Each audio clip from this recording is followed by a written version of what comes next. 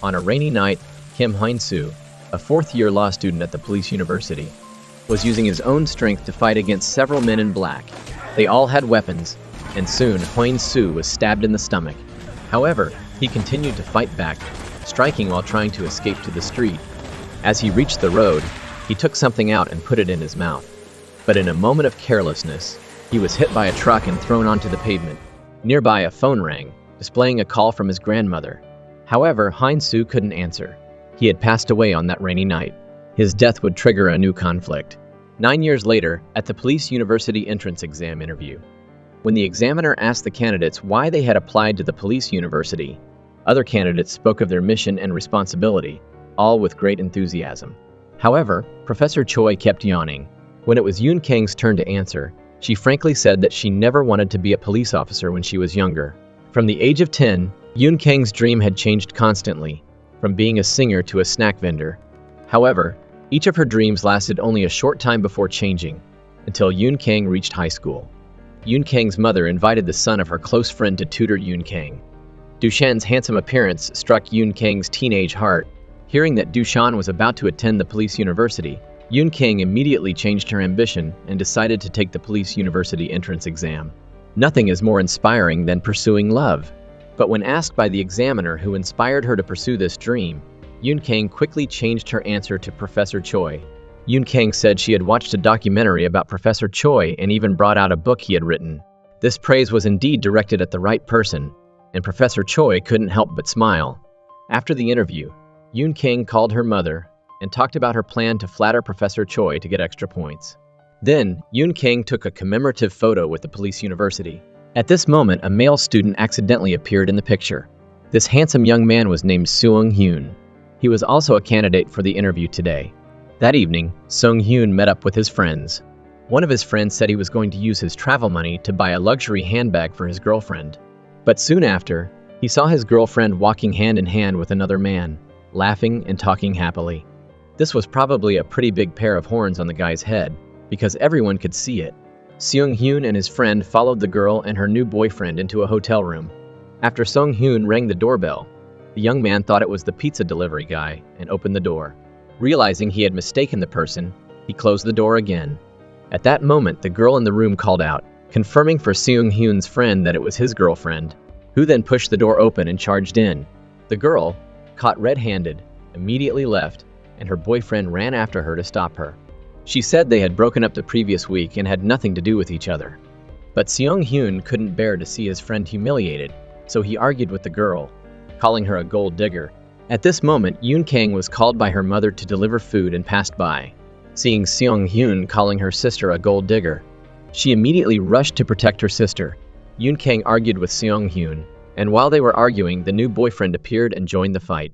It turned out he didn't know that his new girlfriend had accepted a 5 million won handbag and was playing both sides. He questioned her about why she lied to him, grabbed her hand, and pulled her away. Seeing her sister being pulled away like that, Yoon Kang quickly stopped her, only to be pushed into a trash can by the enraged boyfriend. Seeing this, Seung-hyun stepped in, twisted the man's arm, and told him that he didn't need to use violence like that. Taking advantage of the chaos, Yoon Kang grabbed her sister and ran away. Back home, Yoon Kang constantly urged her sister to return the gift she received from her ex-boyfriend. Although she protected her sister in front of others, Yoon Kang couldn't accept her sister's gold-digging behavior. Her sister argued back that she had also gifted him a designer wallet. Yoon Kang questioned where her sister got the money to buy a wallet like that, knowing that she couldn't save money. The only possibility was that she had stolen her money. Sure enough, her sister had actually taken Yoon Kang's savings. They bickered in the house, turning it into a messy landfill. But their parents favored her sister, deliberately making Yoon Kang apologize to her. Yoon Kang was furious and ran out of the house to buy an ice cream to cool down. As she walked, she vowed to move out as soon as she got into college.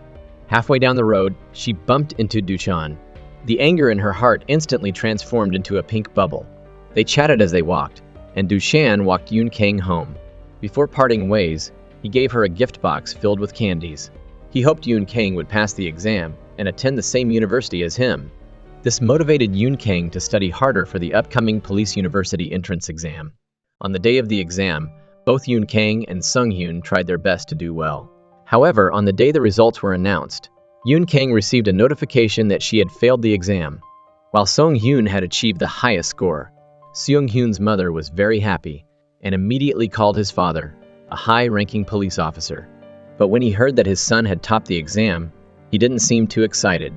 He only reminded his wife to keep Seung Hyun's identity as his son a secret.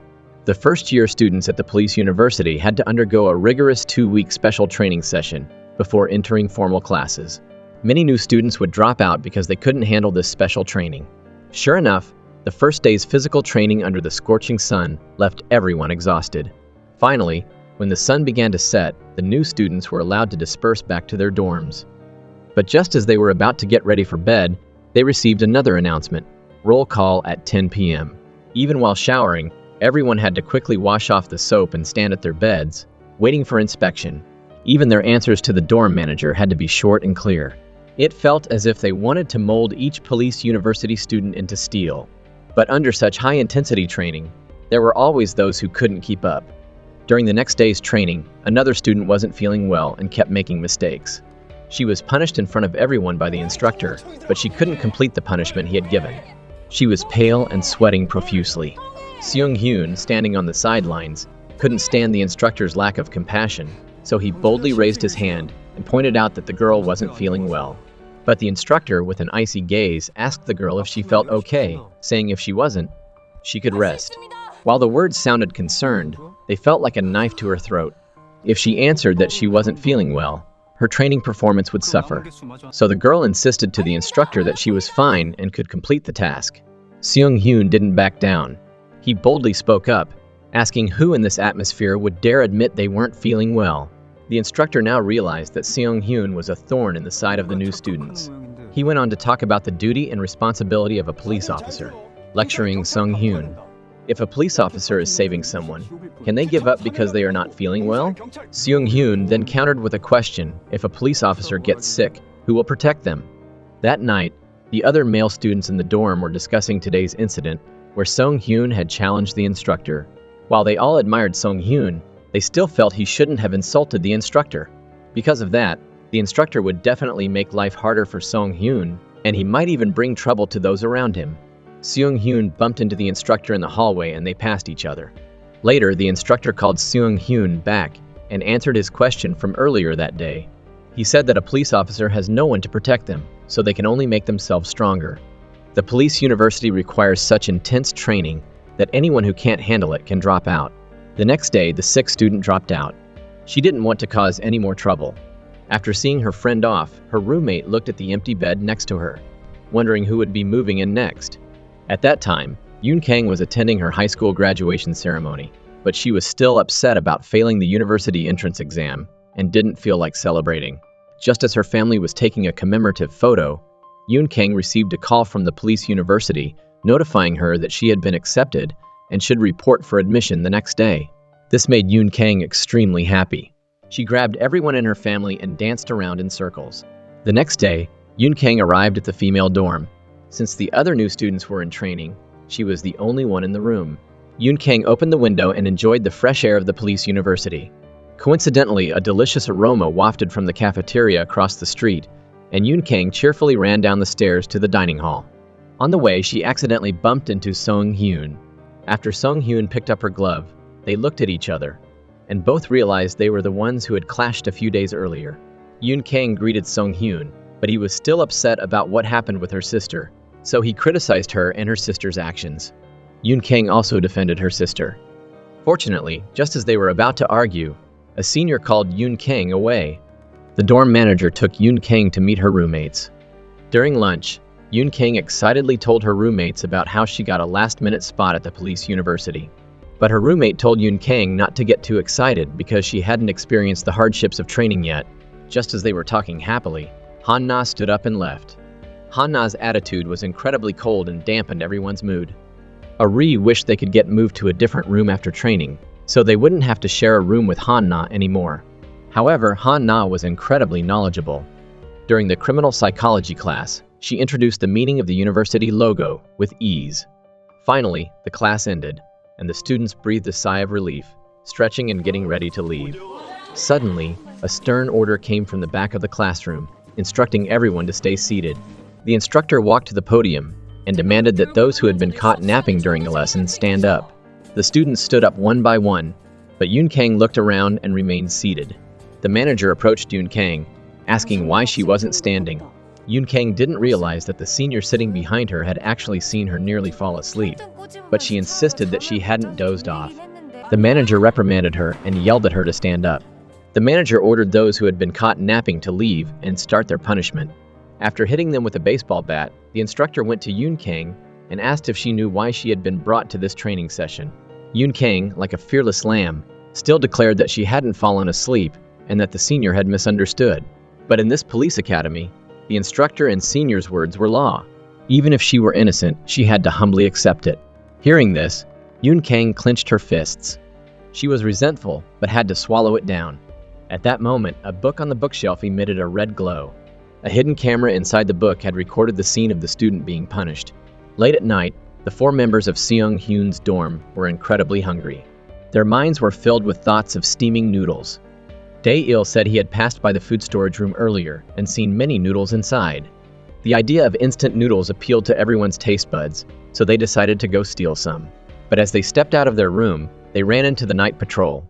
The 4 of them had to retreat to their room, swallowing their cravings. The next day, the first-year students went to judo class. Dae-il was sitting in the front row and was unfortunately called upon by the instructor to be a demonstration tool.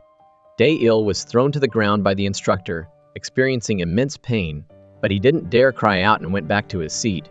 The instructor, wanting to demonstrate how to deal with opponents taller than him, called on Tak to show him.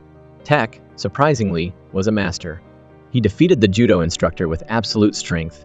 As the boys chuckled, Yoon Kang noticed that Seung Hyun was also sitting in the class with her. When she heard her roommate praise Seung Hyun's good looks, Yoon Kang quickly warned them not to be fooled by him, saying he was difficult and petty and would demand gifts back from his girlfriend after a breakup. During lunch, Yoon Kang asked out of curiosity if dating was allowed in the academy. Ari told her that it wasn't allowed there. Ari curiously asked Yoon Kang if she had a boyfriend studying there, but Yoon Kang quickly denied it. As she looked up, she saw Dushan outside the window. She hurriedly cleared her dishes and ran outside to tell him that she had been accepted into the same university as him, but he had already left. Because Yoon Kang had been in such a hurry, she had forgotten her jacket, so Ari took it and stood in the hallway waiting. Seung Hyun, passing by, accidentally bumped into Ari, causing both their jackets to fall to the ground. From Yoon Kang's jacket pocket, a strange USB with a camera attached fell out. In the office, Professor Choi, after reviewing his program, was very happy and went to check the rankings. But when he opened the website, he saw a new hot search news article, a recent proposal by a politician to abolish the Korean Police University. This news caused a stir among the university administration and faculty. Professor Bang reacted particularly strongly, criticizing the government's bureaucracy. Finally, the principal instructed the 2 professors to keep a closer eye on the new students, preventing them from causing trouble. Otherwise, if the people who advocated for the university's closure found any weaknesses, it would be very disadvantageous. Yoon Kang was undergoing outdoor physical training, but she kept making mistakes. As a result, she was pulled out of line and punished. While she was jumping as part of the punishment, a USB fell out of her pocket. The instructor immediately picked it up and plugged it into his phone, discovering that it contained the video of the students being punished for sleeping earlier. Yoon Kang was immediately taken to the office for questioning. However, she didn't understand, as the USB wasn't hers. But the act of secretly recording was a serious violation of the school's rules. Therefore, the head instructor decided to report the incident to his superiors and consider canceling Yoon Kang's admission for defaming the university. While waiting for the final verdict from the disciplinary board, Yoon Kang was sent to the school's temporary detention room. Though she had always been a troublemaker, this was truly unfair to her. Meanwhile, Ari, who had picked up the camera, was also worried. She had been holding both her and Yoon Kang's jackets, and the USB wasn't hers, so she assumed it was Yoon Kang's and put it in her pocket. Late at night, Seung Hyun's room was busy again. They heard the sound of the night patrol's footsteps moving away and sent Tak to get hot water to pour over the instant noodles Bumjum had stolen from the cleaning lady's food storage room. The 4 guys ate noodles while discussing Yoon Kang's punishment. Dae-il stated that the problem Yoon Kang was facing was incredibly serious. If the video were to be released online, the principal would be fired, so Yoon Kang's expulsion was just a matter of time. Hearing this, the other three decided to stop discussing Yoon Kang, fearing that they would be implicated. However, only Sung Hyun questioned whether the video was actually recorded by Yoon Kang. The head instructor reported Yoon Kang's situation to Professor Choi. He believed that Yoon Kang was the one with the USB, and that the video was recorded after she entered the academy, so he insisted that she was the one who made the recording. However, Professor Choi wanted to find evidence to prove Yoon Kang was guilty, as he couldn't expel a student based on mere suspicion. Professor Choi believed that the culprit was someone familiar with what was happening. Sure enough, while the disciplinary action hadn't been announced, no one dared talk to Yoon Kang at school. She also wanted to find the owner of the USB to clear her name, so she avoided the crowd and went to find Ari, who had helped her retrieve her jacket that day. Yoon Kang asked Ari if anyone else had touched her jacket, but Ari, fearing trouble, quickly avoided the question. Seung Hyun overheard their conversation. He knew that Yoon Kang was being wrongly accused, so after class, he asked to meet with Ari. Seung Hyun said that he had bumped into Ari that day and had witnessed her pick up the USB camera from the ground and put it in Yoon Kang's bag. However, Ari panicked and denied it. Facing Ari's denial, Seung Hyun threatened her, saying he had given her a chance to be honest, but she had thrown it away. This threat made Ari anxious and afraid every day. She couldn't bear the pressure Seung Hyun was putting on her, and finally found Yoon Kang to confess that she had put the USB camera in her bag. But Ari didn't know who it belonged to. She cried and begged Yoon Kang not to tell anyone, promising to help her investigate the culprit. However, in her anger, Yoon Kang didn't reply and stormed off towards the instructor's office. Just as Yoon Kang was about to knock, she hesitated and silently turned back to the detention room. On her way, she encountered Seung Hyun and decided to follow him and talk. Yoon Kang accused Seung Hyun of not doing anything when he saw his classmate being wrongly accused, but Seung Hyun replied that he didn't actually see Ari put the USB into her bag. He only saw Ari putting something into Yoon Kang's bag, so he had just been bluffing.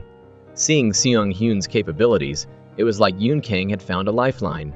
She sincerely asked Seung Hyun to help her investigate. Seeing Yoon Kang's pleading expression, Seung Hyun softened and finally agreed to her request. Meanwhile, the guys, after experiencing the deliciousness of instant noodles, were hooked.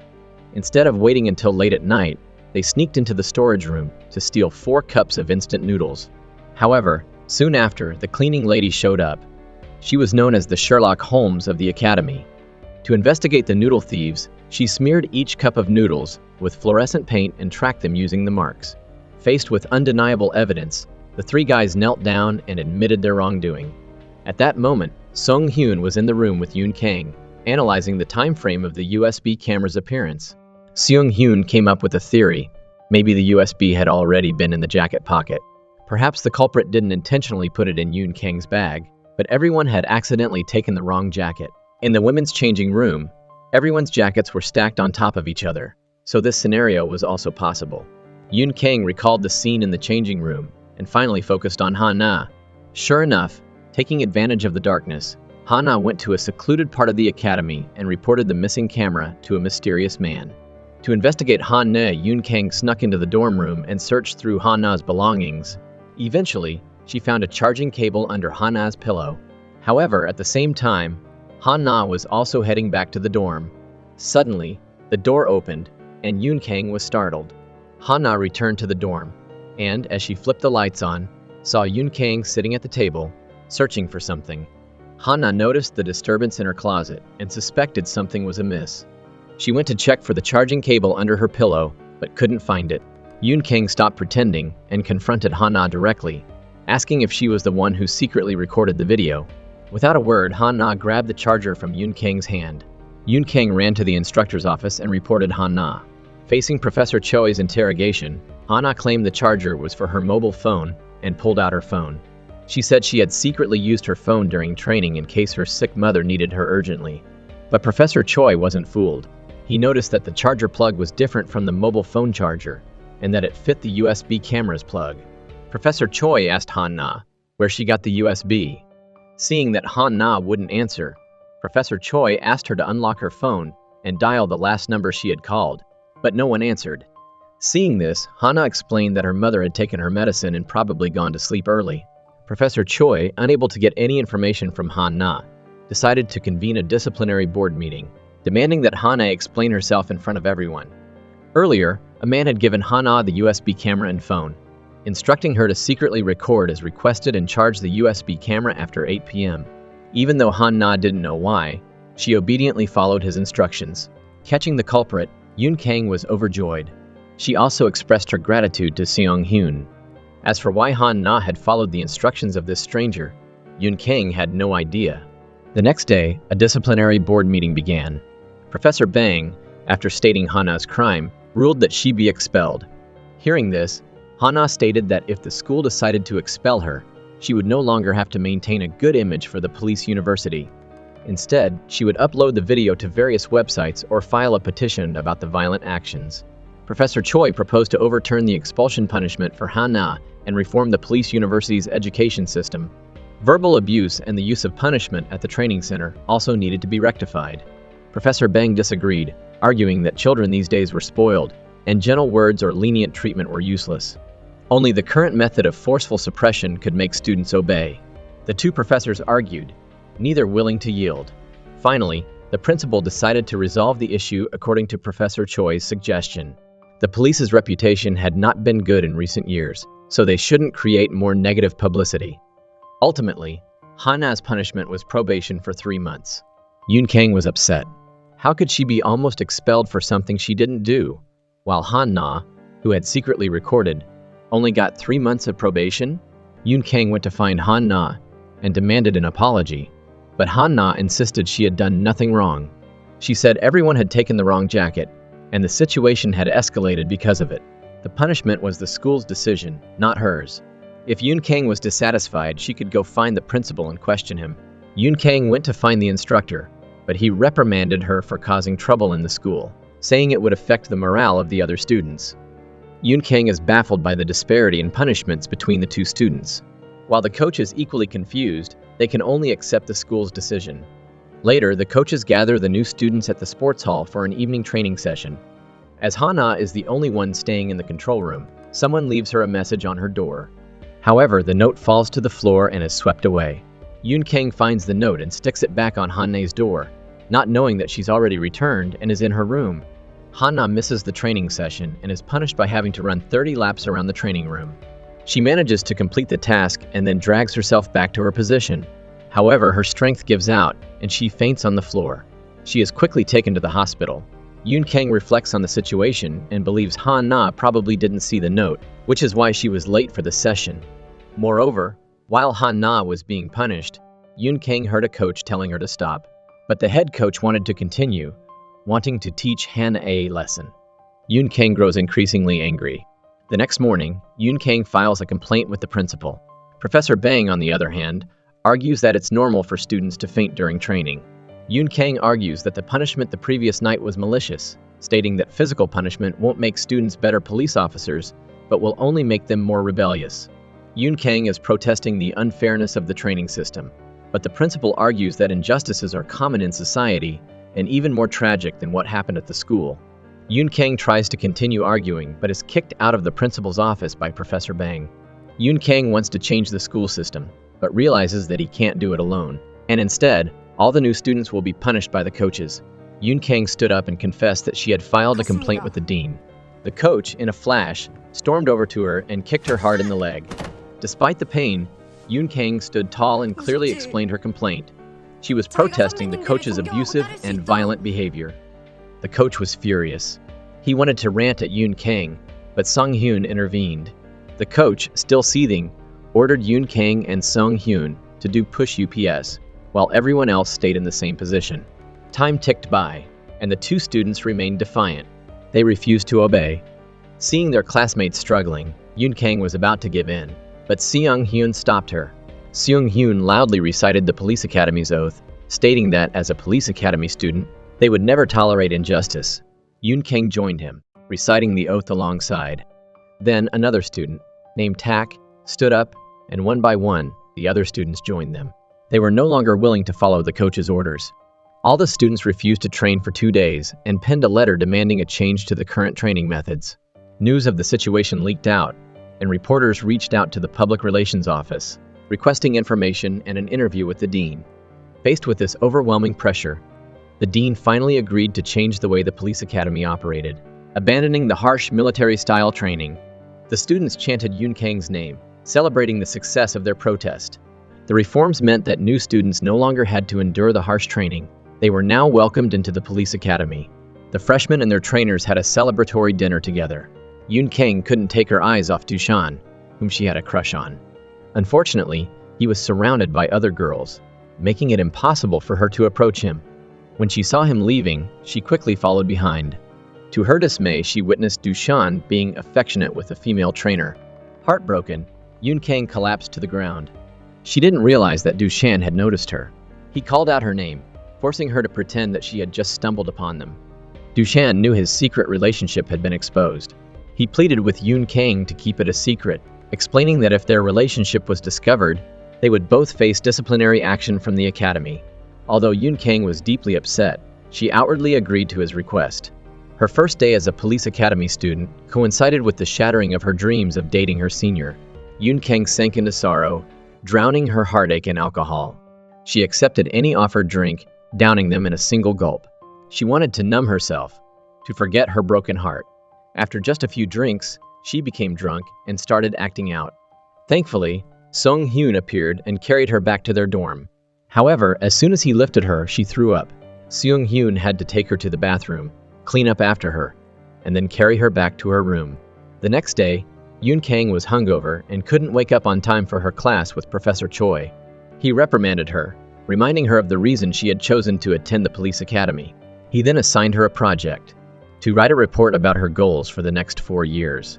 Later, Yoon Kang, filled with remorse, approached Sung Hyun. She feared that she had done something wrong while drunk. Although Sung Hyun didn't say anything specific, Yoon Kang had a nagging feeling that she had forgotten something important.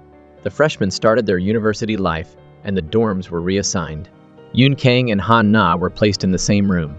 Because of the reforms, the disciplinary action against Han Na was revoked. However, Professor Choi was still curious about the person who had given Han Na the phone and USB drive. Han Na, her head bowed, remained silent. Han Na came from a single-parent household. Her mother was a sex worker, making Han Na's high school life difficult. She was often bullied, and finally she fought back. Both girls were taken to the police station, where Han Na was verbally abused by the other girl's mother. A kind officer intervened, helping Han Na resolve the situation. He ensured that the incident wouldn't be recorded on her permanent record. The two developed a friendship. The officer, Nam Ji-I, was the reason Han Na chose to pursue a career in law enforcement. She studied hard and passed the entrance exam for the police academy. Nam Ji-I asked Han Na to secretly film the training sessions.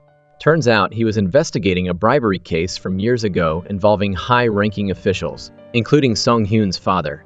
Yoon Kang returned to the dorm, finding Han Na already unpacking. There was a bit of awkward tension between them.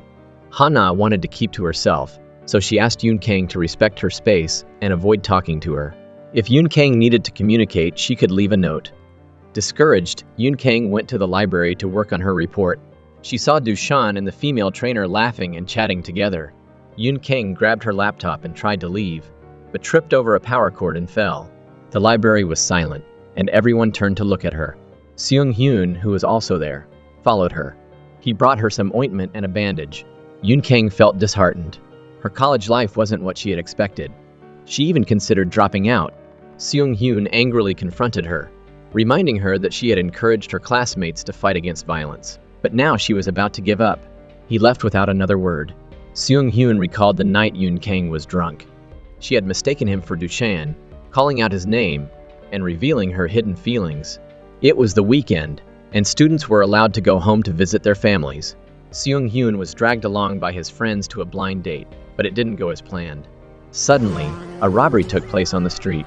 Seung Hyun and Dae-il quickly gave chase. After maneuvering the thief through a series of alleyways, Sung Hyun managed to trip him. The thief tried to flee on foot, but a blonde woman intervened. She grabbed the thief's bag, preventing him from escaping. The thief pulled out a knife, aiming it at the blonde girl. Just in time, Sung Hyun appeared and kicked the thief to the ground. But the blonde girl was actually Yoon Kang. Her sister had convinced her to dye her hair. Back home, Yoon Kang reflected on everything that had happened. Growing up, her parents had always favored her sister, making Yoon Kang feel like the ugly duckling. But at the police academy, she discovered she could inspire and help others.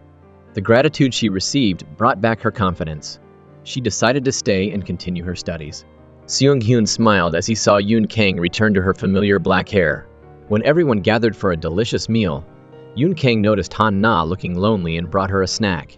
The next day, Yoon Kang met up with Dushan. She confessed her feelings for him and explained that she had initially chosen the police academy because of him. After discovering that he had a girlfriend, she had considered giving up her dreams of being a police officer. However, her classmates and the learning environment had changed her perspective, and she was determined to become a real police officer. Seung-hyun was listening nearby and couldn't hide his grin.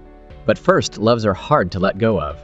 To move on from Dushan, Yoon Kang planned to leave the judo club, where he was a coach. As she was about to enter, she ran into Dushan. He thanked her for not quitting the club and for being the first to arrive. She was stuck there. Dushan was demonstrating judo moves for his students. Yoon Kang couldn't help but admire him. Seeing her reaction, Seung-hyun felt a pang of jealousy. He challenged Dushan to a fight. Even though he wasn't as skilled, he refused to back down. He almost got knocked out. That evening, Yoon Kang visited Seung-hyun. They strolled around campus, chatting. Seung-hyun asked if she had decided to stay at the academy.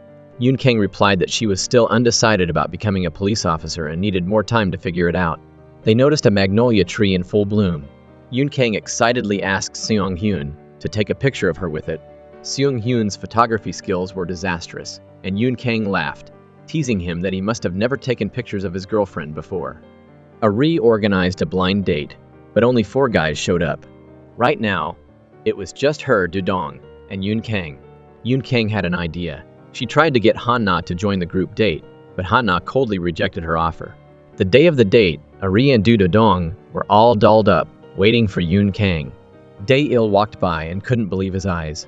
He rubbed them to make sure he wasn't hallucinating. He rushed over to confirm it was really his friend. At lunch, Dae-il told his roommates about Ari and Yoon Kang's fancy outfits and how they were going on a blind date. Seung-hyun was immediately uneasy. He tossed and turned in his dorm, trying to figure out how to find out what was going on with Yoon Kang. Finally, he came up with a perfect excuse. He called Yoon Kang to ask for a yogurt from their shared fridge. At that moment, Yoon Kang had ditched the group date and was chatting with a handsome guy. Seung-hyun's call interrupted their fun. His silly questions made Yoon Kang angry, and she hung up. Seung-hyun was frustrated. He dragged Taek to a buffet, hoping to eat his feelings. But halfway through their meal, 3 upperclassmen joined them at their table. These guys were all about seniority and constantly lectured Seung-hyun and Taek, making them feel uncomfortable. Seung-hyun and Taek made Dae-il an excuse to leave. On the way back, they decided to play pool. Taek forgot his phone and went back to grab it, while Seung-hyun went in first. He saw a group of thugs harassing the staff inside. He walked out but couldn't leave them to it. He tried to stop them, but they ignored him and attacked. Luckily, Taek showed up just in time to help. After a brawl, the thugs ran away. One of the upperclassmen appeared. He checked on Seung-hyun and Taek, asking if they were hurt, then told them to leave quickly before the thugs returned. But the truth was, the upperclassman, Hyun-seok, was the real thug. He was two-faced, acting nice in school, while secretly being a jerk. He even cheated on a midterm by hiding a phone under his desk to look up the answers. It was a total coincidence that Seung-hyun saw Hyun-seok cheating. After the exam, Hyun-seok deliberately called Seung-hyun out for a private meeting. He explained that he had pulled out his phone to answer a text from a friend about work.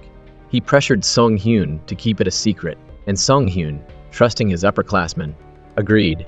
Seung-hyun's roommates all bombed the exam. To salvage their grades, they had to participate in a special activity, volunteering at an orphanage. On the bus ride back, Ari complained to her upperclassmen in PR about a recent order that wasn't her fault. Since it was exam season, she could only explain via text. The upperclassman said his phone had been broken and in for repair, so he didn't see her message. This reminded Seung-hyun of what Hyun-seok had said. On the day of the exam, the upperclassman Woo-young's phone had actually been broken and sent for repair. Hyun-seok was lying. Realizing he had been deceived, Seung-hyun confronted Hyun-seok. He told him he knew about the cheating and urged him to confess to the professor. Hyun-seok, showing his true colors, threatened Seung-hyun with a video he had secretly filmed of Seung-hyun and Taek fighting the thugs. But he underestimated Seung-hyun's moral compass. When Hyun-seok confidently walked away, Seung-hyun stated he would face the consequences of his own mistakes and urged Hyun-seok to do the same. He then went to the Honor Council office to confess, but hesitated. He remembered Hyun Seok saying he would get a light punishment, but Taek might be kicked out. Seung Hyun was torn and left. He was feeling down and went outside to the front gate. He bumped into Yoon Kang, who was coming back from a date with the guy from the blind date. They grabbed some snacks at the convenience store outside campus. Seung Hyun asked how her date went. Yoon Kang said she felt uncomfortable being with him. Seung Hyun encouraged her to be with people who made her feel at ease. As they walked back to campus, they ran into Hyun Sok. He told Seung Hyun to focus more on his friends. Seung Hyun was confused by his words. That night, an anonymous letter was sent to the student center, exposing Hyun Sok's cheating. The next day, Hyun Sok was reprimanded by his coach, but he used his smooth talking skills to convince him that the anonymous letter was fake. He then set his sights on revenge against Seung Hyun. Not long after, a post popped up on the school forum, and the video of Tak and Seung Hyun beating up the guys at the pool hall was uploaded. Seung Hyun explained they were protecting the part-time worker from the thugs. Dushan wanted to get to the bottom of it, so he tracked down the pool hall worker to confront him. But when the guy showed up, he denied the story and blamed Seung Hyun for starting the fight. Tak suggested they ask Hyun Sok, since he had been there that night. Seung Hyun had no choice but to reveal that the video was actually recorded by Hyun Sok, who had used it to blackmail him. That meant Hyun Sok was the one who leaked it. The video was quickly deleted, but someone had downloaded it, Han Na. She passed it along to Officer Nam Ji-I, because he had asked her to keep an eye on Seung Hyun. The thugs contacted a reporter and provided a medical report for their injuries. They weren't after money, they just wanted Seung Hyun and Taek kicked out of school. Since they didn't know Seung Hyun was the son of a high-ranking police officer, they exaggerated the situation. The reporter contacted the dean, who was furious and blasted Professor Choi and Professor Bang. He ordered them to get to the bottom of it, as this scandal was damaging the academy's reputation. Yoon Kang and Dae-il's crew were investigating too. They didn't know the pool hall worker's address, so they camped out in the area, waiting for him. While Dae-il was out getting dinner for everyone, he saw a little kid getting bullied by two older guys. He stepped in and rescued the kid. That kid turned out to be the pool hall worker's little brother. The kid helped Dae-il's crew by calling his brother, pretending to be in trouble. When the pool hall worker showed up and saw Yoon Kang's crew, he immediately took off running. They chased after him. After a wild goose chase, Yoon Kang cornered him in a dead end. He explained that speaking up would just make life worse for him and his brother, since they had no parents to protect them. They relied on each other. Yoon Kang said, "Just tell the truth, and we'll help you." The pool hall worker scoffed. "What are you gonna do? You're just freshmen. You can't do anything." Before leaving, Yoon Kang slipped a note Seung Hyun had written for him into the guy's house. When the worker opened it, he read Seung Hyun's message saying he wouldn't be alone because his friends would protect him. The worker's little brother, who had been saved by Dae-il, also said those students were good people who had helped him. After a lot of back and forth, the pool hall worker finally decided to trust Seung Hyun. The next day, he followed Yoon Kang to school. Professor Choi called the reporter and showed him the video the worker had recorded of the thugs robbing him and threatening him before. This explained why Seung Hyun had intervened. While the pool hall worker was celebrating with his friends, he spotted Hyun Seok and told Seung Hyun that he and the thugs were actually in cahoots. That night, Seung Hyun found the ringleader and threatened him with the video the worker had recorded. He warned them they would face the law for their crimes. The thugs panicked and called Hyun Sok, but Taek had intentionally left his phone recording, and they got the whole conversation. Meanwhile, the Honor Council discovered that Hyun Sok had been using his position to embezzle money from school funds for supplies and souvenirs. With all the evidence stacked against him, Hyun Sok was expelled. Everyone celebrated. As they talked, they realized that if it hadn't been Seung Hyun who exposed Hyun Sok, then who was it? Back to that night, it turned out that the anonymous letter was sent by Han Na. Yoon Kang finally broke up with the guy from the blind date because they lacked that spark. Yoon Kang and Seung Hyun went to the shooting range. She was terrible at it, and Seung Hyun had to stand behind her and guide her. Her heart raced, and she felt short of breath. She imagined the target as a pink heart, and the bullet struck the very center. After firing, she turned to Seung Hyun, locking eyes with him. They slowly drew closer. Yoon Kang closed her eyes. Seung Hyun, trying to hide his feelings, lied and said he was brushing away a stray eyelash. That night, Yoon Kang tossed and turned, unable to sleep. Seung Hyun channeled his emotions by running laps around the track. At 3:00 a.m., the loudspeaker announced a mandatory assembly for all freshmen. Everyone had to scramble out of bed, throw on their uniforms, and run to the field. The surprise assembly was a test of their reaction time. Anyone who didn't meet the standard would lose points. Almost all the freshmen lost points. Yoon Kang lost almost 70 points. As she was stressing over it, Dae-il told her some good news. The school sports festival was coming up in a few days. The winner would get 100 points. That would be enough to make up for the points she had lost. The sports festival rules stated that teams would be formed for different events. Unfortunately, as freshmen, Yoon Kang and her friends wouldn't get to choose which team they'd be on. It would be assigned by dorm. When the team list was posted, Song Hyun was ecstatic to see that he and Yoon Kang were on the same team. To help their team win, the guys would help the girls practice. Yoon Kang planned to practice with Seung Hyun, but Du Chan asked Seung Hyun to practice with Han Na. After class, Professor Choi called Taek to his office and warned him to be careful and not let anything like the pool hall incident happen again.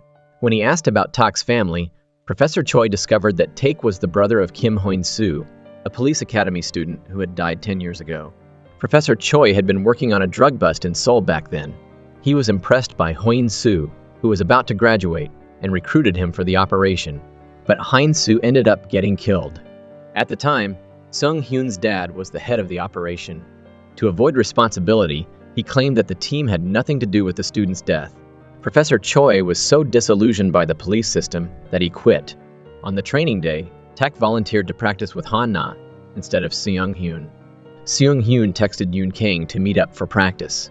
The first event was cycling, so Seung Hyun took Yoon Kang to train. They rode around the mountain trails behind the academy. The beautiful scenery made them both feel energized. They stopped to rest by the lake and chatted. Seung Hyun talked about how his father was a police officer, and that's why he wanted to be one too. Yoon Kang shared that she had always been treated coldly by her parents. But things changed after she got into the police academy. Seung Hyun encouraged her not to give up. They would both become real police officers. The next day, Gai Dong, Seung Hyun's dad, who was a police commissioner, came to the academy to give a lecture. After his speech, he talked to the dean and was surprised to learn about the recent fight between Seung Hyun and Taek at the pool hall. He met Seung Hyun at the parking lot and told him to be careful about his friends and not get involved with Taek. But Seung Hyun wasn't interested in following his orders and quickly said goodbye. While Dae-il and Bumjum were sneaking some fried chicken, they overheard some upperclassmen talking about how Seung Hyun was Gai Dong's son. Dae-il realized he needed to make a good impression on Seung Hyun. That night, he and Bumjum brought Seung Hyun fried chicken and pizza and tried to bribe him. They even bought 4 friendship rings and gave them to Seung Hyun and Taek. Han Na went home for the weekend and found out that her mom had gotten into a fight with a karaoke bar and had asked Nam Ji-ai to help. She felt embarrassed that her mom had bothered him. She went to see Nam Ji-ai and asked him to stop helping her family.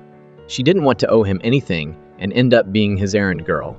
She wanted to be a police officer and have her own life. Yoon Kang and Du Shan went back to her family's fried chicken restaurant. Her parents were excited to see Du Shan and showered him with attention. They all ate and chatted happily, but her sister accidentally revealed that Yoon Kang had had a crush on Du Shan for a long time. Hearing this, her parents immediately tried to set them up. After dinner, Du Shan walked Yoon Kang home and told her he had broken up with his girlfriend. Seeing Du Shan heartbroken, Yoon Kang sat down and talked to him in the park. Dae-il called Seung Hyun and told him he was going to a farewell party for their senior. Sunyu, who was going abroad after this semester. Sunyu was also breaking up with her boyfriend. Seung Hyun realized Sunyu was Du Shan's ex. He immediately called Yoon Kang, but she was in the bathroom, so Du Shan answered the phone. Seung Hyun felt uncomfortable knowing Du Shan was right next to Yoon Kang. He was afraid she would get back together with him. Back at school, Yoon Kang and Seung Hyun were practicing when Du Shan showed up. He reminded Yoon Kang about her promise to buy him drinks, so she said she'd call him after class. Seung Hyun wanted to join them since he had nothing to do that night, but Yoon Kang refused, saying Du Shan was probably troubled. Seung Hyun couldn't concentrate on his homework in the library. All he could think about was Yoon Kang and Du Shan's date. He couldn't take it anymore, so he went looking for them at bars near the academy. He pretended to bump into them. Du Shan invited him to join them. When Yoon Kang went to the bathroom, Du Shan and Seung Hyun started talking about her. Du Shan told Seung Hyun to take care of Yoon Kang more, but Seung Hyun argued back, saying he wasn't her boyfriend. In fact, ever since getting that call from Seung Hyun the previous day, Dushan had realized he had feelings for Yoon Kang. He was just out of a relationship, and his heart was fragile. Right now, Yoon Kang was the only one listening and being there for him. He wanted to keep her close. Dushan stepped outside the bathroom to take a call and wanted to talk to Yoon Kang in private. He was ready to confess his feelings for her before Sung Hyun made his move. But Seung Hyun was eavesdropping from a distance. When he heard Yoon Kang say she liked Dushan, he turned and walked away. He missed the most important part of her reply. Yoon Kang said she liked Dushan, but saw him only as a senior. She already had someone else in her heart. On the way home, Yoon Kang called Seung Hyun, but he had turned off his phone. As she was putting it away, she bumped her toe on the bed frame and hurt it. The sports festival arrived, and Yoon Kang was on the relay team. But her injured toe made running excruciating. Seung Hyun noticed she was struggling and went to ask her what was wrong after the race. She brushed it off and told him she had something to tell him after the festival. The competition was fierce, with even the dean, Professor Choi, and other faculty members getting super into it. Seung Hyun's green team beat the red team in a mud pit war. All that was left was the running relay, with Han Na and Yoon Kang up last. A drone followed the runners, and Yoon Kang was the first to run. But her injured foot started to hurt, and to make matters worse, it started to rain. The drone crashed and stopped filming. The rain made the ground slippery, and Yoon Kang fell. Her ankle twisted. She limped towards the finish line. Han-na came running, and Yoon Kang pleaded for her help, but Han-na ignored her and kept running. Yoon Kang couldn't take it anymore, and brought up the camera USB incident. She was clearly the victim, but Han-na was giving her the cold shoulder. Han-na coldly responded that she felt like a bad person around Yoon Kang, and that's why she hated her. But after she walked away, she came back and helped Yoon Kang up. They walked off the mountain together.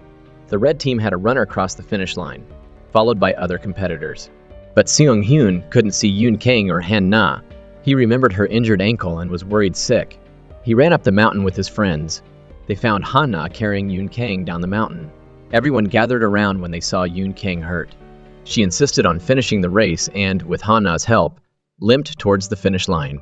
The other teams cheered them on, clapping as they crossed the finish line.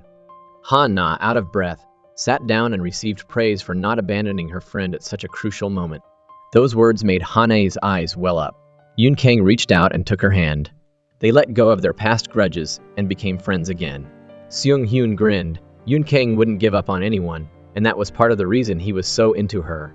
At the Sports Festival talent show, Sung Hyun and his buddies had a performance. After dancing, he asked Yoon Kang to meet him at the phone booth. In the cramped space, Sung Hyun asked Yoon Kang what she wanted to tell him.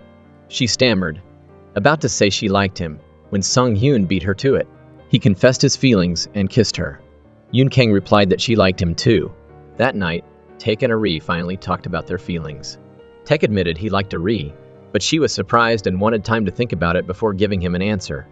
Han-na texted Officer Nam Ji and told him she wouldn't be helping him anymore. The next day, Ju Young bought himself a gaming console he had wanted for a long time. He was unboxing it live on stream with Dae-il and Bumjim, but it turned out to be a scam. The delivery box was full of crumpled paper. Dae-il told Sung Hyun and Taek. Ju Young called the police, but they said it was hard to catch the scammers because they used burner phones. Online scams were tough to solve. Most victims just had to accept their loss. The guys went back to class. Today's lesson was a field investigation of a murder case. Based on the evidence at the scene, most of the students thought the victim's boyfriend was the culprit. But Seung Hyun noticed a small drop of blood near the door and deduced that the victim had not been killed in the room. Professor Choi was impressed by Sung Hyun's careful observation. He pointed out that the police investigating the case years ago had overlooked this tiny detail, and the victim's boyfriend had been wrongly imprisoned for 3 years. It was only when the family requested a reinvestigation that his innocence was proven. Professor Choi used this case to teach his students the 3 elements of investigation: blood, sweat, and tears. He stressed that with persistence and dedication, they would uncover the truth. Professor Choi's words inspired Ju Young.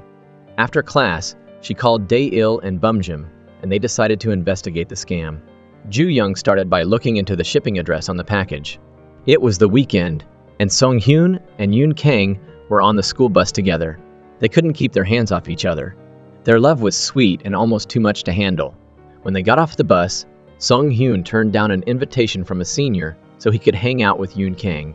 Yoon Kang was afraid her refusal would get Seung Hyun on the wrong side of the senior. so she convinced him to go for a bit, saying she'd wait for him at the coffee shop. Ari went to a talk about the success story of Jo Hyun-suk, a super famous CEO. After his speech, Hyun-suk went to a pub and picked up the tab for a group of middle-aged guys. Turns out they were all members of the Sin IU Club, former police academy students who now held big positions in different government agencies. Seung-hyun's dad was there too. Seung-hyun got hammered by his seniors that night. By the time he could stand straight, Yoon Kang had already left. She texted him that she was heading out and sent him her address. When Yoon Kang was about to grab something to eat at the convenience store, she saw Seung-hyun sitting outside her building. He had brought her some tteokbokki, but he was already passed out. Yoon Kang carried him inside and let him sleep on her couch for the night. The next morning, with Yoon Kang's help, Seung-hyun managed to sneak out past her sister and mom. But as he was leaving, he ran into Yoon Kang's dad coming home from the market. Seung-hyun was stuck and had to face interrogation from Yoon Kang's parents. He was dressed like a mess, and there was no way he could lie, so he confessed that they had slept together last night.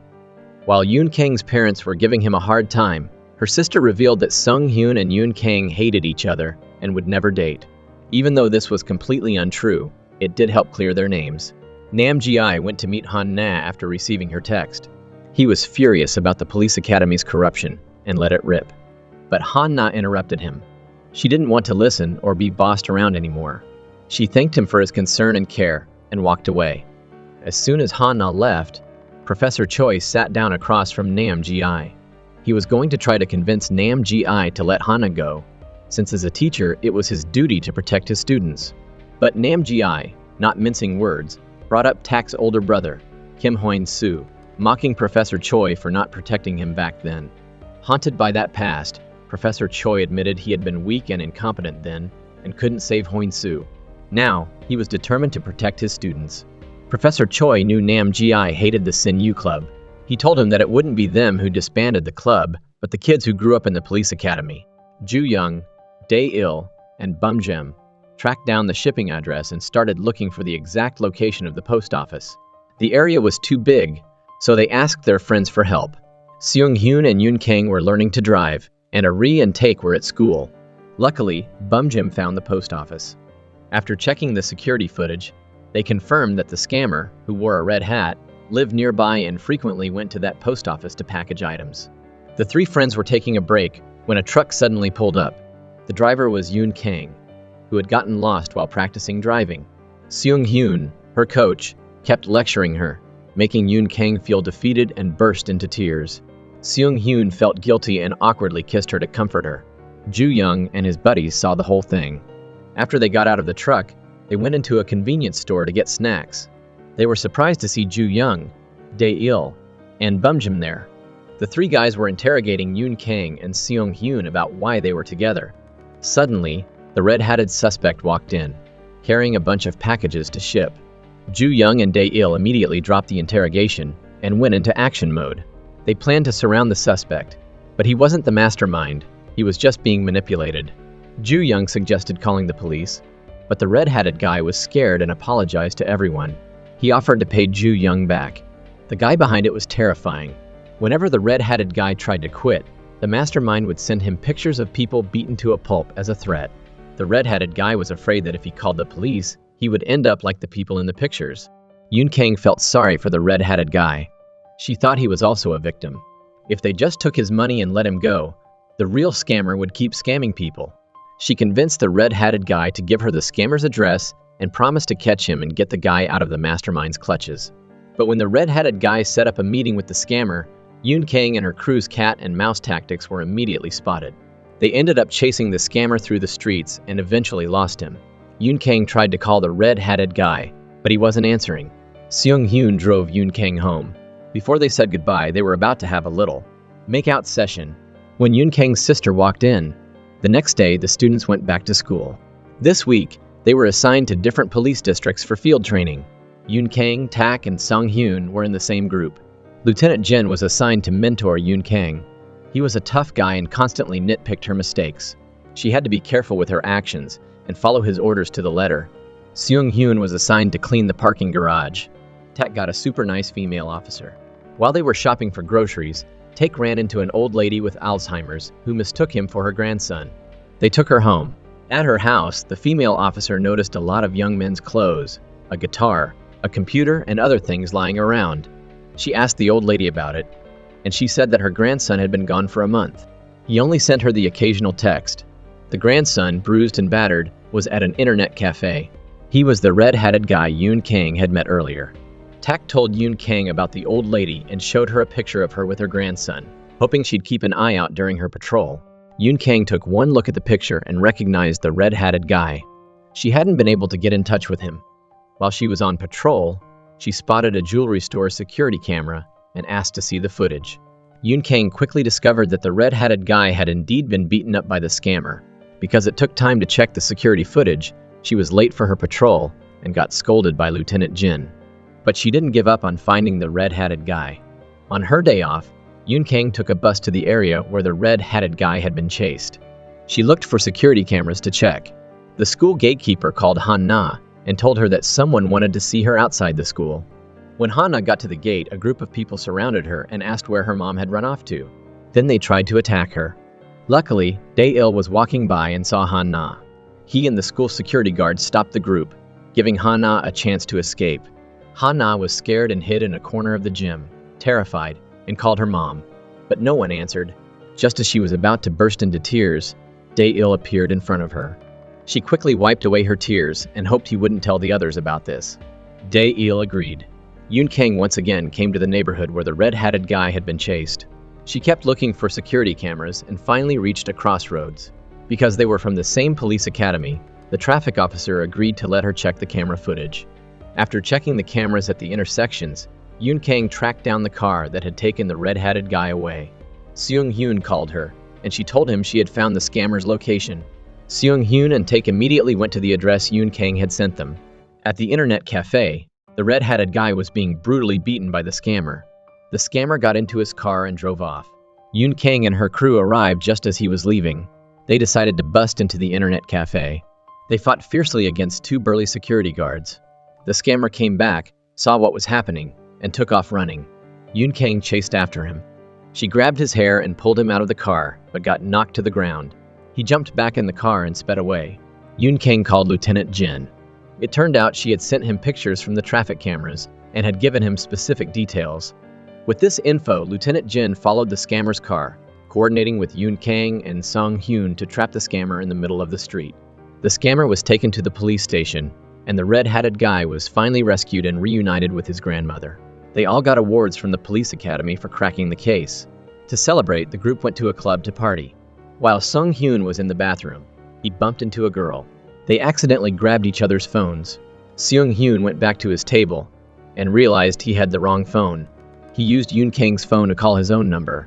Meanwhile, the girl was being harassed by the famous CEO, Hyun Suk. She was going to blackmail him with a video she had on her phone. She was alone, and he overpowered her. Hyun Suk saw his phone and released her, calmly taking it back. He learned what had happened and sent his secretary to meet with Seung-hyun to exchange phones.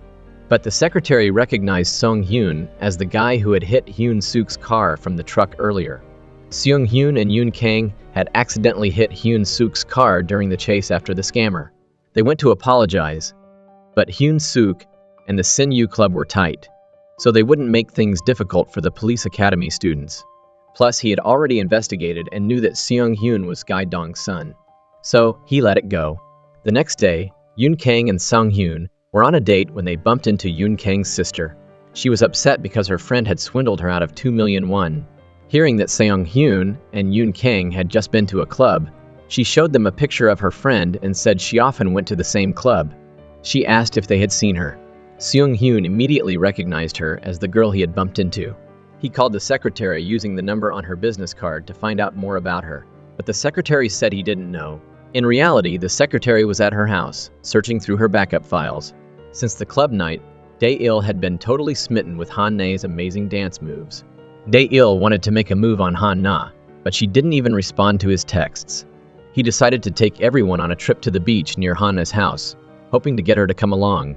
Sadly, she had to go home with her mom to deal with some stuff and politely declined the invitation. Hyun Suk and the high-ranking officials of the Sin-yu Club went fishing. He was super smooth and flattering, trying to win them over. But Seung Hyun's dad wasn't buying it. Even though the Sin Yu Club had given Hyun Suk control of their business, Seung Hyun's dad didn't trust him. He knew Hyun Suk was a drug addict. Hyun Suk was also tired of sucking up to these officials. He figured he had enough power and money and didn't need to kiss up to these guys anymore. Dae-il and his friends went on a beach trip. Everyone was having fun, talking about their favorite things to do on vacation. But Dae-il, as the tour guide, was a total buzzkill. He took them to temples and historical sites and talked nonstop about them. Finally, everyone decided to go to the beach. This made Dae-il sad and he stormed off alone. The others went to the beach and had a blast, ignoring Dae-il as he explored historical sites.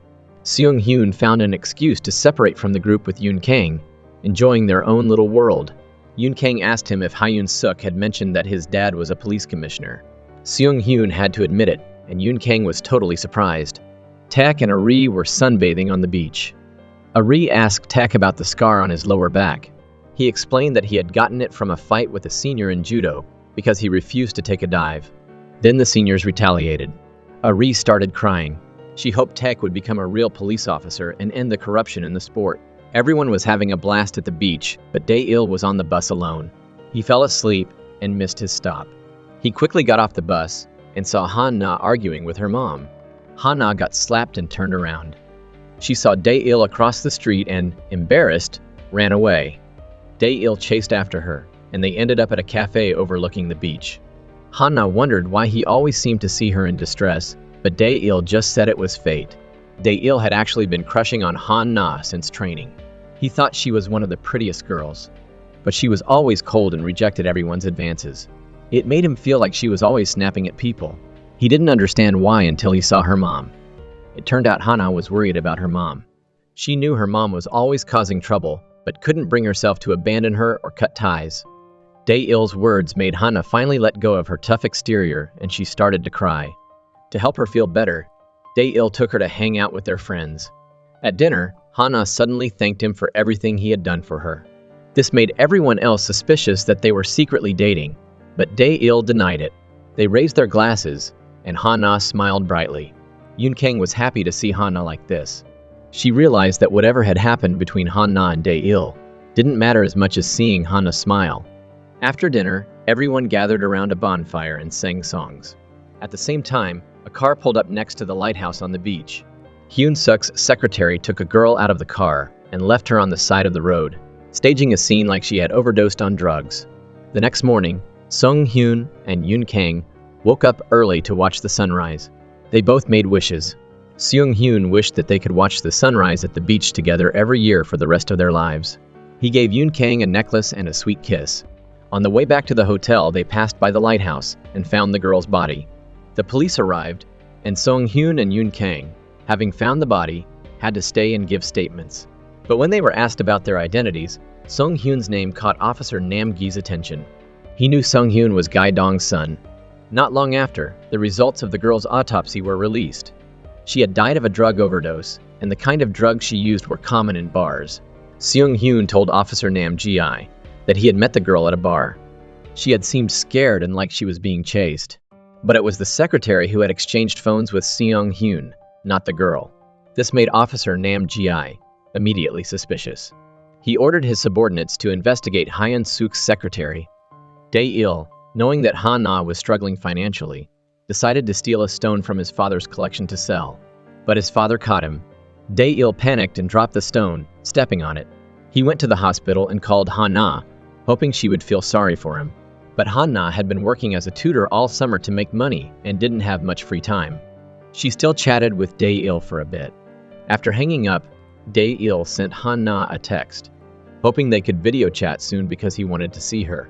He promised that if she accepted his video call next time, they would go on a date.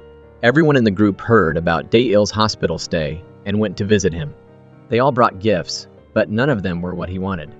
Ari ended up giving him a cake she had baked for Tak, but it was so good that everyone ate Tak's portion, making Ari sad. As they were leaving the hospital, they ran into Hyun Suk and his secretary in the lobby. They greeted each other and left. Seung Hyun suddenly called the secretary back and asked him if the police had called to ask about the situation. This made Hyun Suk uneasy. He asked his secretary what was going on when they were in the elevator. The secretary explained that Song Hyun was the one who found the girl's body, and he had told the police about the phone mix-up at the bar a few days before. Hyun Suk immediately flew off the handle and told his secretary to find the video the girl had recorded as soon as possible. He didn't want this to be a ticking time bomb. The secretary, through the girl's phone, learned that she had a laptop that Yoon Kang's sister was holding. He immediately called Yoon Kang's sister and said the laptop was his. He was coming to pick it up. At first, Yoon Kang's sister didn't think much of it. She took the laptop outside and waited for the man to pick it up. After learning the situation, Yoon Kang got suspicious. She told her sister to verify that it was his laptop before giving it back. She called the secretary and asked for the laptop's password. The secretary was surprised but told her a series of numbers. It didn't work.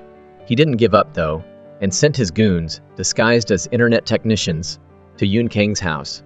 They took advantage of the moment when Yoon Kang went to get some water and swapped the laptop. Luckily, Yoon Kang caught them just in time. With her parents' help, she got her laptop back. Yoon Kang returned to school with the girl's laptop. She ran into Song Hyun and took them to the school's lounge. She carefully took out the laptop and told them that someone had tried to steal it from her sister. This made her suspicious. There must be something important on the laptop. To crack the password, they called Ju Young for help. He wasn't a hacker, so he just suggested trying different combinations. With no other options, they took turns trying different numbers. After a long night, Song Hyun finally guessed the correct password. They found a video of a group of people dancing wildly, seemingly intoxicated. Reflecting in a glass of wine, Song Hyun saw the shadow of the girl who was murdered. He guessed that the girl wasn't the victim. She was the aggressor and had been killed by the person she was threatening. Nam Ji-I had investigated the secretary's background and learned that he worked for Hyun Suk. Seung Hyun called him and told him what they found on the video, but couldn't send it to him because it was locked. Nam Ji-I went to see Seung Hyun and told him not to show anyone the video, not even the police. After dropping Yoon Kang off at home, Sung Hyun took the laptop back to his place. He didn't know a car was following him. Yoon Kang was brushing her teeth before bed when she noticed her father's watch in the bathroom. She suddenly remembered seeing a man with the same watch in the video. She recognized the watch. Ari had shown her a picture of Hyun Suk with it. It was a custom-made watch from Switzerland. There was no other one like it in the world. But it was exactly the same watch as the one the man in the video was wearing. So Yoon Kang was sure the man in the video was Hyun Suk. She immediately told Seung Hyun, who quickly confirmed that the man in the video was Hyun Suk. Seung Hyun wanted to tell Officer Nam Ji-I, but Yoon Kang thought it was better to have Seung Hyun's dad investigate. After all, he was a high-ranking police officer and a family member, so they would trust him more than Officer Nam Ji-I. Seung Hyun thought about it for a moment and agreed with Yoon Kang's idea. He gave his dad the laptop. Seung Hyun said they had found the video and suspected the guy in it was Hyun Suk. Seung Hyun's dad took the laptop and told Seung Hyun to keep it a secret from everyone who had seen the video. He'd handle things from there with his investigation team. Seeing his dad take charge, Seung Hyun texted Officer Nam Ji-I to tell him not to come over. But when Nam Ji-I got the text, he called Seung Hyun and yelled at him for sharing the video. He told him he couldn't believe him and sped off to the park where Seung Hyun was working out. While waiting for Officer Nam Ji-I, Seung Hyun continued running, unaware that his dad and Hyun Suk were together in a car not far away. It turned out that Seung Hyun's dad took the laptop and gave it to Hyun Suk. Although Gaidong hated Hyun Suk, he had to protect him for the sake of the Sinyu Club. After the transaction, they left the park, one after the other. Seung Hyun saw the whole thing. Hyun Suk clearly saw Seung Hyun and smirked at him. Hyun Suk's car drove past Nam Gi's car, which was on its way to the park. Nam Ji-I told Seung Hyun he had to get the laptop back because he didn't trust Commissioner Gaidong. This, along with what he had just seen, made Seung Hyun determined to get to the bottom of things. Finally, Nam Ji-I revealed the connection between his dad and Hyun Suk, going back 11 years. Nam Ji-I had been investigating Hyun Suk's father for bribery. To avoid taxes and get tax breaks, Hyun Suk's father had been offering sexual favors to government officials. Nam Ji-I went to the Seoul Narcotics Unit to work with Seung Hyun's dad. They knew Hyun Suk was also illegally holding drugs, so they planned to arrest both father and son. They recruited a new police academy student named Kim Hyun Soo to be an undercover agent. Seung Hyun's dad needed a list of names of the officials who had taken bribes, so Hyun Soo risked his life to break into their secret office to get the list. He was exposed and killed by Hyun Suk. Before he died, Hyun-soo hid a memory card in his wound, but Sung-hyun's dad hid the crucial evidence and used it as his key to infiltrate the Sin-yu Club. That's how he rose to power. Seung-hyun couldn't believe his dad would do something like that. But Nam Ji-I told him to ask his dad if the laptop was back in Hyun-suk's hands. The next day, Sung-hyun wanted to verify what Nam Ji-I had said. He skipped class and asked his dad to have lunch with him. He asked his dad if he had turned in the laptop to the investigation team. His dad lied, saying he had, and told him not to worry. Later, when Sung-hyun mentioned meeting Nam Ji-I and hearing that his dad and Hyun-suk had a special relationship, his father's smile disappeared and he fell silent. Seung-hyun told him he had seen them together the night before and didn't believe he had given the laptop to the investigation team. Yoon Kang called Seung-hyun, but he didn't answer. She was worried sick, but he didn't know how to face her about his dad's relationship with Hyun-suk. So, he turned off his phone. Feeling down in the dumps, Sung-hyun was walking back to the dorms when he bumped into someone on the street, and they got into a fight. He didn't want to call his family, so he called Professor Choi to bail him out. Professor Choi already knew why Sung-hyun was so bummed out. Officer Nam Ji-I had called him and told him about revealing the truth to Seung-hyun about his father. Professor Choi knew about the incident back then because they had all been on the same team. Seung-hyun spent the night at Professor Choi's place. Professor Choi comforted him, saying that his father probably had his reasons and was just trying to protect him. The next day, in their evidence-gathering class, Professor Choi taught the theory and then had his students practice finding fingerprints in the classroom. One student found some strange fingerprints on the door, speculating that two people had been making out there. This made her Ree and Taek squirm because they had kissed when no one was around. Luckily, Professor Choi, for the sake of his students' curiosity, didn't press them to reveal who it was. But it got Ju Young interested. After class, she continued to think about it. Looking at how clear the fingerprints were, she concluded they must have been left recently because the new semester had just started, and they had only been back in class for 2 days. The only people who had been in the classroom those 2 days were the 5 of them. Ju Young concluded it had to be someone in their group. Under Ju Young's relentless questioning, Tak confessed that he and Ari had been the culprits. Their love was out in the open. Tak and Ari were over the moon. But Yoon Kang couldn't get in touch with Seung-hyun. She called his mom, who told her he was at school. Professor Choi walked by, and she begged him for help. Professor Choi took Yoon Kang to his place, but Sung-hyun had already left. Seung-hyun went to Hyun-suk's company and warned him that even if he got the laptop back from his father, Seung-hyun and his friends had seen the video, and Hyun-suk's crimes would be exposed. That night, Sung-hyun returned to Professor Choi's place. He found a photo in a drawer. Besides his dad, Professor Choi, and Nam Ji-I, there was a young man with a kind face in the photo. On the back of the photo, it said, Kim Hyun-soo, class of 33. Seung-hyun remembered Tak mentioning his older brother, Kim Hyun-soo, who was in the police academy's class of 33. He went to see Professor Choi and asked if Kim Hyun-soo was indeed Tak's brother. Professor Choi told Sung-hyun that Tak still didn't know his brother had died in the line of duty. At that moment, Hyun-suk approached Tak and told him about his brother's death. Kim Hyun-soo had been an undercover cop, but Sung-hyun's dad had exposed him, leading to his murder. Tak immediately went to Seung-hyun's house to confront his father. When Tak was accusing Seung-hyun's dad of betrayal, leading to his brother's death, Sung-hyun also came home. Because of what Seung-hyun's father had done, Tak cut off their friendship.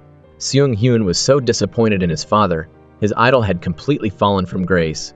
After the semester started, Tak filed a request to change dorms. The tension between them made everyone feel awkward. Yoon Kang also noticed that Sung-hyun had been acting different since he watched the video on the laptop. He wasn't responding to her texts and wouldn't talk about the investigation. It was clear he was holding something back. She wanted him to open up to her, but he couldn't bring himself to do it and turned down her attempts to be there for him. After learning the truth about his brother's death, Tak's dream of becoming a police officer was shattered. He handed Professor Choi his letter of resignation. Tak's despair affected Professor Choi deeply. After all, he had been the one who recommended Hyun-soo for the operation. He knew he had to be held accountable for Hyun-soo's death, and he didn't want to run away from it anymore. He met with Seung-hyun's father to clear up something that had been bothering him. He remembered hearing Seung-hyun's father on the phone before the operation, telling someone that they were sending Hyun-soo undercover. Who was he talking to? Seeing that Professor Choi was suspicious, Sung-hyun's dad had no choice but to explain that what Professor Choi had heard wasn't true. Just then, another police officer came to the bar where they were meeting. Professor Choi saw the outsider and couldn't continue the conversation. He stood up and said goodbye. Seung-Hoon's dad was drunk that night. He used his drunken state as an excuse to ask the former head of the investigation department if he had leaked the undercover cop's information to Ha-Yoon Suk.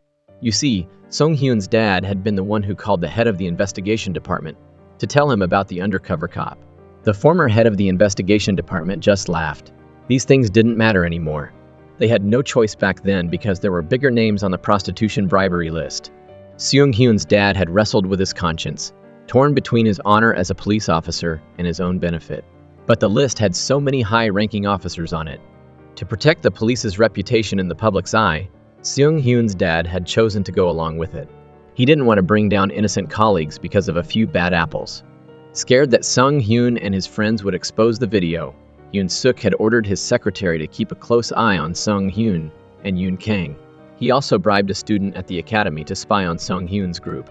Taek quietly left school, leaving a text message to apologize. Everyone tried to call him, but he had turned off his phone. Yoon Kang noticed Seung-Hoon was acting strange. She heard that Taek had left school, but Seung-Hoon didn't seem bothered at all. But in reality, he felt guilty. He thought his presence at school was the reason Taek had left. So, he wrote a letter of resignation, hoping to trade places with Taek. Yoon Kang tried to talk to Seung, but he refused to meet with her. Yoon Kang, determined, dragged him into her car and drove away. Halfway there, she told him that they were going to Taek's place. She thought running away wasn't the solution. If they had issues, they needed to talk about them. She was going to be there for him, so he should be brave and go see Taek. When they met, Seung-Hoon apologized for his dad's mistake, which had led to Taek losing his brother. Taek understood that Seung-Hoon hadn't done anything wrong because he didn't know what his father had done, but he couldn't accept it. After a few words, Taek stood up and walked away. He didn't want to talk anymore. After that trip, Yoon Kang finally understood the whole story between Seung-Hoon and Taek. She also knew how disappointed Seung-Hoon was in his father, but she thought none of this was their fault. They were both too young to understand, and they just needed time to process it all. It didn't matter what happened, she would be there for him. Hearing Yoon Kang's comforting words, Seung-Hoon finally managed to smile. He hadn't smiled in a long time. Just then, he got a call from Dae-il. It turned out that Dae-il was driving for hire to help Hanna pay off her mom's debts. He had a big job today, but he had been waiting for his client for hours and they never showed up. Bored, he called Seung-Hoon to chat. Suddenly, he heard a girl scream coming from inside a mansion. As a police academy student, Dae-il decided to go knock on the front door. Inside, there was a bunch of masked guys partying like crazy. There was also a woman in a white dress on the ground. There was blood near her. Dae-il tried to peek inside, but the person who answered the door quickly paid him off and sent him away. But Dae-il felt something was fishy and went back to the mansion, snapping pictures of the people inside. Unfortunately, one of the guys caught him as he was leaving. Dae-il sped off in his car, with the guys in hot pursuit. Halfway there, Seung-Hoon called him. Dae-il tried to tell him what was happening, but the guys slammed into the back of his car, cutting off the call. He was speeding on the road. Eventually, he couldn't outrun them and got rammed. His car went careening off the road into a river. The doors were locked, and he didn't know how to open them. He was trapped in the car and slowly closed his eyes. The school held a funeral for Dae-il. Everyone was sad, especially Han-na. The night before he died, she had been touched when he gave her money. She had always faced her challenges alone. Suddenly, someone cared for her. Her heart was scared and sensitive. She was afraid he was just pitying her, so she threw the money away and left. She owed him an apology and an answer to his confession, but he was gone. After the funeral, everyone sat together in the gym, talking about Dae-il's accident. Even though he had drowned, there were still many mysteries surrounding his death. First, the car's black box hadn't been found. Second, when Dae-il had called Seung-Hoon, he had mentioned being in danger. At the time, Seung-Hoon had heard the honking of other cars, so there were definitely other cars with Dae-il, but the CCTV footage only showed Dae-il's car on that stretch of road. To figure out what happened to Dae-il, they first had to find that other car. The next day, Seung-Hoon and Yoon Kang went to the police station to look at Dae-il's case file. But the police said they were only allowed to show it to family or a lawyer. But in reality, Yoon Suk's secretary had covered his tracks perfectly. The skid marks on the road, the black box, and Dae-il's phone were all gone. The police had taken them when they pulled the car out of the water. All the CCTV footage in the area had been erased. The case file had been removed from the records. Even if you searched, you wouldn't find anything. The secretary had used his connections with the Sin U Club to erase all that data. But Hyun Suk was still worried. He knew the dead guy was Sung Hyun's friend. He remembered Seong Hyun's determined look in his eyes. If he was sure someone had committed a crime, he wouldn't let it go. This made Hyun Suk uneasy. He told his secretary to find a mole inside the academy to spy on Sung Hyun. The secretary went to see Han Na, but she refused. After Dae-il died, Han Na read their texts whenever she missed him. Dae-il had uploaded their pictures to the cloud and shared them with Han Na. She looked at the pictures, lovingly remembering him when he was alive. The most recent video Dae-il had uploaded made her smile disappear. It was the video he had secretly recorded inside the mansion. She called her classmates to the forensic investigation lab to watch it together. In the last scene of the video, a face appeared. It was Hyun Suk's secretary. Seong Hyun immediately understood. Dae-il's death probably had something to do with him making that video. Hyun Suk was involved. Everyone wanted to go to the police, but Sung Hyun stopped them.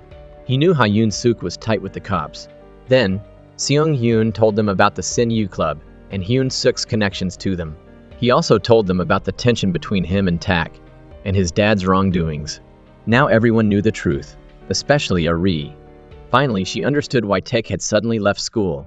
Since they couldn't trust the police, they went to knock on Professor Choi's door. After watching the video, Professor Choi looked serious. He said that everyone in the video was a member of the Sin U Club. He decided to investigate first and told the students to wait and keep it a secret.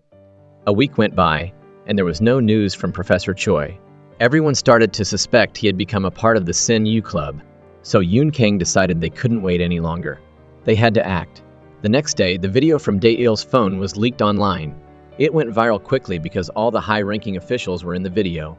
The police started to investigate who had leaked the video. They quickly tracked the IP address and found the video had been uploaded from the police academy. Professor Choi was frustrated by Sung Hyun's reckless behavior and his friends. He knew they wanted to use public opinion to force the police into action, but they didn't realize this would make it easier for Hyun Suk and those high-ranking officials to get away with it. Sure enough, after the incident, Hyun Suk blamed his secretary, not forgetting to use the media to clean up his own image. Seeing public opinion turn against the secretary, they understood Hyun Suk would probably get away with it. Just then, Tak walked in and announced he was coming back to school and would join them in their investigation. It turned out Seong Hyun had texted him, saying that Dae-il's death and his brother's death were connected. They both wanted revenge and justice for their friends and family. Seong Hyun hoped Tak would come back and fight alongside them to find the truth. The bond between Tak and Seong Hyun was back. Tak and Ari quickly patched things up too. Everyone started discussing how to find more evidence to convict Hyun Suk and the others. Yoon Kang remembered the women who were being bullied in the video. Maybe they had been threatened to do those things. Seong Hyun quickly contacted Nam Ji-I to ask for his help. If they didn't investigate, Hyun Suk would probably get away with it thanks to the Sin U Club. Nam Ji-I wanted to take Hyun Suk down too, so he agreed to cooperate with Song Hyun. Nam Ji-I started looking into the women in the video. Hyun Suk's goons realized Nam Ji-I, and Seong Hyun were working together to investigate him and sent a hitman to ambush Nam Ji-I. He was seriously injured and was in a coma in the hospital. So Song Hyun and Yoon Kang had to find the woman who was beaten up in the video and try to convince her to tell the truth. They showed her a picture. It was Yoon Kang's sister's friend who had died. It turned out the woman in the video and her were close friends. Knowing her friend had also been harmed by Hyun Suk, the woman's heart was finally moved. Han Na received a text from Hyun Suk's goons asking her to be their mole. She quickly responded with a message revealing that the woman would go to the police station the next day to give a statement. The next day, Sung Hyun was waiting for the woman to go to the police station with him when a car pulled up and took her away. In a private room at the club, Hyun Suk was waiting for the woman, who was brought to him by his goons. But when she took off her hood, it was Yoon Kang. It turned out the woman couldn't help them because she was too afraid of Hyun Suk's revenge. So Yoon Kang decided to become bait and meet with Hyun Suk, hoping to get him to confess. Seong Hyun was the first to object. If she fell into Hyun Suk's hands, she could get killed. But Yoon Kang was determined. For the sake of their common goal, she was willing to take the risk and not miss any chance to catch Hyun Suk. Yoon Kang was successfully apprehended and brought to the nightclub. Everyone followed her. using the location tracker on her phone. There was also a listening device planted on her. Facing Hyun Suk, Yoon Kang knew this was her last chance to get a confession. She used her psychology classes from the police academy to analyze Hyun Suk's personality. She knew he craved attention, was arrogant, and had a big ego. So, she purposely annoyed him, taunting him that he was just a spoiled brat who couldn't do anything without his dad. She even said he hid behind his secretary. She was trying to make him lose his cool, hoping he'd blurt something out that he hadn't planned on. It worked. Hyun Suk lost his temper. He ripped Yoon Kang's shirt collar and yelled that his secretary did everything under his orders. He was the one in control. He discovered the listening device on Yoon Kang's collar, but he remained calm. He destroyed the device and then showed Yoon Kang footage of her friends at the garage. Hyun Suk's goons were fighting Yoon Kang's friends, but they were outnumbered and had to get out of there. Seeing her friends running away, Hyun Suk laughed and mocked Yoon Kang. He said that in this world, nothing could be trusted except money. Just as he was saying this, the door opened, and Han Na entered, looking cold and furious. Hyun Suk handed her a golf club and told her to teach her friends a lesson. Han Na took the club but swung it at Hyun Suk. It turned out she had been a double agent, pretending to accept the goon's invitation. She had been taking money to spy on Song Hyun and his friends. In reality, she had told Seong Hyun and Yoon Kang everything. Down in the underground garage, the group's car stopped once it was out of Hyun Suk's surveillance. They got out and threw tear gas at the goons. They took them all down in a flash. They followed the stairs up into the club. At that moment, Professor Choi called Ari, who was surprised to find out that the students were taking such bold action. The fire alarm went off in the club, and Sung Hyun rushed in and kicked Hyun Suk to the ground. Seeing the situation, Hyun Suk quickly ran down to the garage. Seong Hyun was close behind him. Taek intercepted him in the parking lot and they got into a brawl. Hyun Suk couldn't stand up to Seong Hyun and ended up on the ground. The alarm went off, and Seong Hyun's dad arrived with a team of cops just in time. He threw a pair of handcuffs at Sung Hyun, showing that he wasn't going to let Hyun Suk get away with anything. Hyun Suk still tried to threaten them. He said that if he got hurt, he would take Sung Hyun's dad down with him. But Seong Hyun's dad was ready to face whatever came his way. He had no regrets. He was determined to finally bring Hyun Suk down in this, his last case as a cop. Before leaving, Sung Hyun's dad told him to take good care of his mom because he would be dealing with the investigation and facing the consequences of his actions. But he was happy that he hadn't lost his son's initial dream of becoming a cop. Seong Hyun was now his pride and joy. Professor Choi came to the scene and scolded the other students. If he hadn't known about the plan and called Sung Hyun's dad for backup, he didn't know what would have happened to them.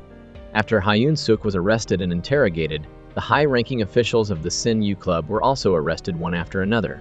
Everyone gathered at Yoon Kang's family's fried chicken place to celebrate their victory. But looking at the empty seat and the beer next to it, everyone fell silent. Even though Dae-il was gone, his sacrifice had united them, giving them the courage to fight the bad guys.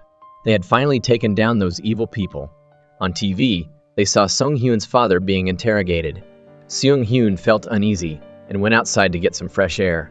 Yoon Kang followed him out and put her arms around him, comforting him. At least his dad didn't let him down in the end. After the interrogation, Sung Hyun's dad gave a list of the people who had taken bribes from the Sin Yu Club, including high-ranking police officers. Overnight, all the senior police officers resigned, including the head of the police academy. The head of the police academy, though, didn't resent the students. On the contrary, she placed all her hopes for the future on them, hoping they would create a new generation of honest and proud police officers. 3 years flew by, and graduation day was here. Everyone was about to graduate. During the graduation ceremony, they all recited the oath of the People's Police. Graduation was the end of one dream. It brought with it the expectations of family and friends, their parents' hopes, and their own pride. It also brought Dae-il's unfulfilled dreams. But graduation was also the beginning of a new chapter. From this day forward, they would truly become police officers, facing the harsh realities of society. After the graduation ceremony, Seong Hyun waited for Yoon Kang at the gym. They shared a happy kiss. They wouldn't have made it through this journey without the challenges and hardships they had faced together. The newly graduated police officers happily walked out of the police academy together. No matter what challenges they faced in the future, they would be there for each other. From now on, things could only get better. This is the end of our show. Thanks for watching. Don't forget to leave a comment below and subscribe to our channel for more great movies. See you next time.